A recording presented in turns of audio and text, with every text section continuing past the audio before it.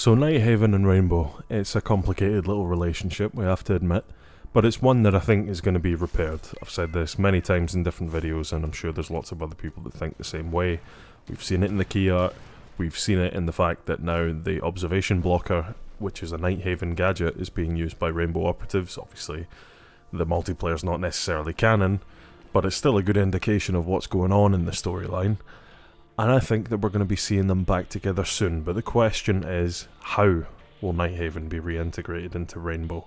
What is it that's going to spark this event? Now, I think Deimos, at this point, obviously wants to take down Rainbow, but he may also view Nighthaven as a potential threat if they start to pick up on the fact that he is the one that's behind their hijacking of supplies. Then he might be subject to some repercussions in that regard. And I think that's probably what's going to draw them back into the fight. I think it's more to do with an enemy of my enemy is my friend type situation, rather than let's get friendly with Rainbow again because we missed them type situation. I think it could become that. I think that there's a lot of different relationship ties that might be reconciled. I don't think that Hibana and Pulse will be back together. I think that based off of what we've seen from the entries that Callie wrote about Pulse, it's just a done thing. It's not going to go back. Could be wrong, you never know. In the React timeline with Extraction, they go on to have a successful relationship, they get married, they have a kid together. So maybe this will end up being the opportunity for them to reconcile, but as of now, I'd say err on the side of caution with that one. In terms of the other relationships, in terms of things that were particularly bad, things that tended to boil over more often than not, i.e. Callie and Ash's relationship, well, it's a tough one, but I think they'll get over it, because there's other characters that have gotten over worse, i.e. Lion and Doc. They've not only gotten over their feud, video in the whatever card, if you want to see that, about that particular conflict, but they've actually got even better than they were before. So the opportunity's there, the relationships are there to be repaired. The key one for me is going to be between Zofia and Ella, because this is the one that had the most bitterness in it. This is one that had death tied into it as well, and it's a familial bond. The familial bonds, you could argue, are easier to repair, but I would argue they're just as extreme in the opposite direction. It's a weird one. I'd say that if it's a small scuffle that doesn't really matter a lot, it is probably easier to repair that relationship between family members than it is between friends. But when it comes to real rifts, stuff can get bitter, and it can be easy to decide that someone's just not going to be in your life again. So I don't know. I think that that's one that's going to need to be resolved for this to really work in the long term. Will we see it resolved within the next season or two? I'm not so sure, but I think there might be something about it touched on in the CGI for year 9, but we'll see. Interesting stuff so far. I mean, I've got a lot of different theories about what's going to be happening going forward. I think that year 9 could potentially see the first joint operation between Nighthaven and Rainbow against Deimos take place. I don't think that the Deimos arc is going to be solved in this year. I think they're going to drag it on further, and I think they should. I think the way that they've set up this villain, they really need to make it work for a long period of time, considering how long we had the Tournament of Champions stuff going on with the program. I don't think it would be right to drop all of this massive plot advancement just to have the arc of this character end so swiftly. They really need to make the most of Deimos and everything that he's done and everything that he's changed, because the tone is massively different, and that tonal change needs to carry on. They can't pull back on it. We need that intensity to continue. We don't need the lightheartedness to come back in. The stakes are too high for it to switch in the wrong direction. I thought that the comic this season, the Operation Commanding Force comic, was significantly better than the Operation Solar Raid comic. I wasn't a fan of the Solar Raid one at all, to be honest. I thought the story was kind of silly.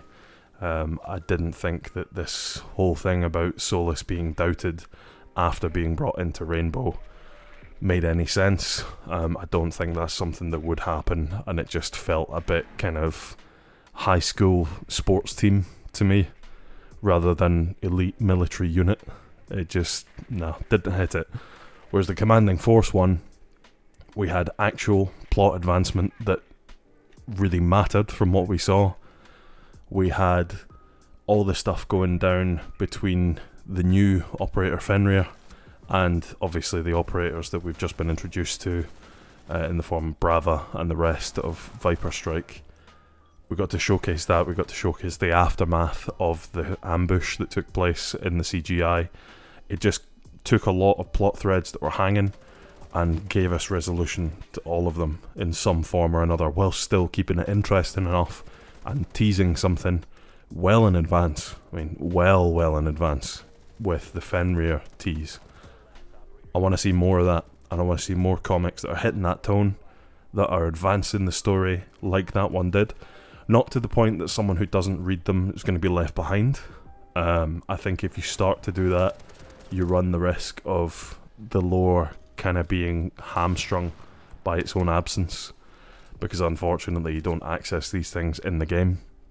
I think a tab in the game with the comic being accessible would be good, especially if it got pushed as an announcement on the main menu. Generally speaking, I think there needs to be more done to push the lore from that front end perspective, from the player's perspective. Whether or not we're going to see that, I don't know, but I'd love to see it. I think it would be good.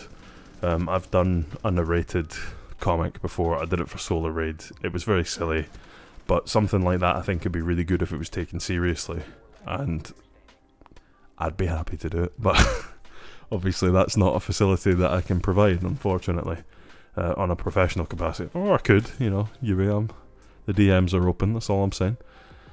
But I'd love to see that, and I think that thread is something that they need to push going forward. Getting more people interested in the lore, getting it at the forefront of the game. One of the biggest things that's just a small detail, but one that a lot of people appreciate, I know I myself appreciate, is the fact that they actually tell us when the new seasons are coming now, and they tell us it in advance, and more, it feels like that date is set in stone, and we're not going to see these last minute delays, or these day of or day before announcements for the season release dates. From my perspective as a content creator, I know it's not exactly my mainstream of stuff, but you know, it does make a difference to know when stuff is coming up. And for everyone else as a player, it's exciting to know when stuff is coming, and it builds hype, and it gives you something to look forward to, and it gives you a focal point to put all of your excitement towards, rather than it being, I hope it's within this vague 2 to 3 week window, but I don't know for sure. Having those dates set gives you something to build hype towards. It's good. The other thing is, the story has changed for the better, for sure.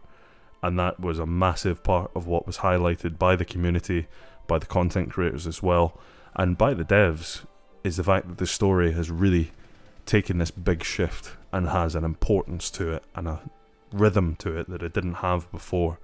It just felt like the program story was kind of doing itself to death, and I appreciate what it built. I will always advocate for what it created in the end, but it was definitely in need of something just to push it on, and it got that. So we have big things ahead, and I like where we are. Everyone who's working at Ubisoft on the game, keep up the good work. You're doing a fantastic job. The game has never been in a better place than it has been today. I say that as a player. Obviously, I know that we've seen population spikes that were higher in previous seasons. We will get to that again. There's no other game like Siege, and it just needs to keep going in this right direction. Just building on the positivity, building on the transparency with the team, and building on a story that people can get invested in, and characters that they can get invested in. It's the whole reason that my channel exists now, really, is just to follow the story of the game, and it's nice to have a story that's really worth following. So let's keep that going. Don't really know what this video ended up being. I'm going to struggle with a title for this one, but I hope that you're having a good Operation Dread Factor. It should be out before this video is released. And I will see you in the next one. Do pobacenia, everybody. Bye bye.